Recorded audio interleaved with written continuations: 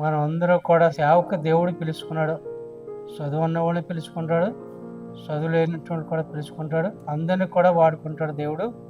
మనందరూ కూడా దేవుడికి ఇష్టంగా నడుచుకోవాలా. దేవుడు చెప్పినట్టు మనం వినాలా. దేవుడి వాక్యానికి లోబడి మనం అందరూ కూడా కలిసి దేవుడు రాజ్యం కొరకు ప్రయాసపడుతూ ఉండాలి. భూ సంబంధమైన వాటి కొరకు మనం ప్రయాసపడకూడదు. పరలోక వాటి కొరకు మనం ప్రయాసపడాలి. కొన్ని ఆత్మను సంపాదించి దేవుడి దగ్గరికి నడిపించవచ్చు బాధ్యత మన సేవకులకు అందరూ కూడా ఇచ్చి ఉన్నాడు దేవుడు. అది ప్రతి ఒక్కరికి కూడా పాటించవలసిన బాధ్యత మన మీద ఇచ్చాడు దేవుడు. ఆనాడు 12 మంది శిష్యులను కూడా దేవుడు తయారు చేసుకున్నాడు. మనల్ని కూడా తయారు చేసుకుంటాడు. దేవుడు వాడుకుంటాడు. ఏ ఎత్తుని కూడా ఇష్టపడ్డాడు. చదువున్నా చదువు లేకపోయినా కొంతమంది చదువు లేదు వెనకాడిపోతున్నారు. కానీ చదువుతో పని లేకుండా దేవుడు పరిశుద్ధాత్మ దేవుడు గోడమైన సంగతులు మనతో మాట్లాడుతూ ఉంటాడు. ఎరిమియాతో మాట్లాడు, యెహోషువతో మాట్లాడు దేవుడు.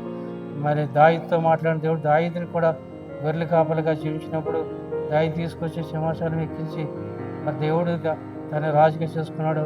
మనల్ని కూడా ఫాస్ట్గా చేసుకున్నాడు. అంటే కారణం నీ ద్వారాగా నా ద్వారాగా మన ఆత్మను సంపాదించాలని దేవుడి యొక్క ఉద్దేశం కలిగి ఉంది. మనం కూడా దేవుడి మీద పూర్తిగా ఆనుకొని జీవించాలి. మరి కొన్ని సమస్యలు వస్తుంటే పేదరికం వస్తుంది, కష్టాలు వస్తాయి, శోధనలు వస్తాయి, నిందలు వస్తాయి.